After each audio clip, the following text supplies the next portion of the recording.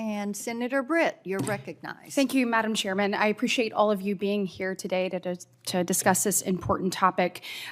Look, let's be clear, the problem that we're facing today was created by blue cities, was created by plans coming from the other side of the aisle, whether it's cashless bail policies, downgrading classifications of whole categories of crimes, undermining rights and protections afforded by law enforcement officers like we saw in DC in 2022, which Detective Pemberton, I want to talk to you about that, or creating systems to ensure that pretrial releases of even the most violent offenders, like what happened in Memphis, were done. So when we're looking at this, I take issue with what the ranking member had to say.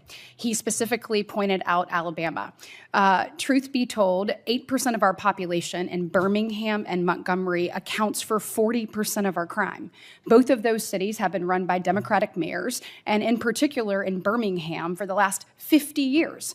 The mayor has been a Democrat. So we can't pick and choose here and pretend like that is a whole state problem. We're talking about specific areas, and we want to keep these people safe. Here's the deal. Why can't we all agree that, Mrs. Cook, your grandson never deserved to die?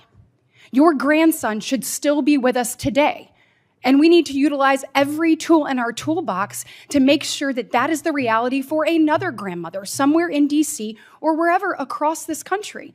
And you said today that when you told your story that no one heard you. You said you showed up in the mayor's office. You said that you led movements and you tried to gather people to bring attention to this. You asked for answers, and for months and months and months and months, nobody would give you any. Nobody felt like that your grandson was worthy of finding who killed him and shooting him, what you said, 7 times, and holding them accountable. You said today, for the very first time, you feel heard. Can you talk to me about what it means with President Trump placing emphasis on keeping our communities safe, what it means to someone like you who has lost someone, your very firstborn grandson, so near and dear to your heart? Yes, I can. Hello. Yes, I can, and thank you for that. As I said, I'm a Washingtonian. I'm 69 years old. I grew up in Washington. I know it well. I went to school there, so I know crime in our city. And I know that the laws and the legislators and a lot of things need to be changed to combat it. If we don't send the killer message, then they're gonna keep killing. If you're only gonna give me a slap on the wrist and you're gonna let me out, then when I got that vacation, 3 hots in a cot for a little while, got some rest, I come back out and I do the same thing. I have not learned. There's no reform in there. And when it comes time to my grandson, and I'm living with that, and he only gets maybe 10 years, he shot my grandson, not 7 times, sweetie, 8. And then he took his body and threw it on the side of Suitland Parkway. And we had to look for my grandson. When we got back bones. It took us 9 months to find his remains, and we had to find his remains. We had to solve the case. We had to do the investigation.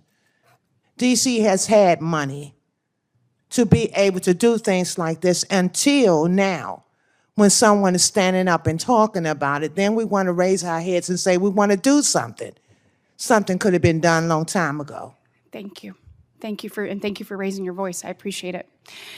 Detective Pemberton, you obviously are well aware of DC's 2022 Comprehensive Policing and Justice Reform Act and the impact it had on the MPD. I am proud to have voted to repeal this law in the past, and I was really proud to recently have co-sponsored Senator Cruz's bill to repeal it. The passage of that law is one of the many things that I think members of the DC City Council have taken to demonstrate their lack of concern for public safety and general unseriousness about the issues in front of us. Look, I'm sure you're going to have an opportunity to talk more about that law, which I look forward to hearing, and if not, I'll follow up with some written questions. But from your experience, when you have elected leaders that undermine law enforcement, that don't seem to be standing shoulder to shoulder with law enforcement, that seem to be not having their back. Can you tell me what that does on morale and what it does for recruitment and retention of law enforcement officers? Yes, ma'am, and I can. It is absolutely unquantifiably the worst piece of public safety legislation that I have ever seen. And I can tell you exactly what it did. It took us from nearly 4,000 police officers to 3,200 police officers in 5 years. We went from 30,000 arrests per year to 15,000 arrests per year. It created liabilities for police officers for administrative, civil, and criminal penalties, even when they do their job properly, and we have seen that enacted on them. And it also, additionally, it made it so it's impossible to hold criminals accountable, even when they're convicted of violent crimes. It has absolutely destroyed the police department in ways that I certainly don't have time to get into, but it is absolutely the most important piece of legislation to our members and to the nation's capital. Thank you, and thank you for your service.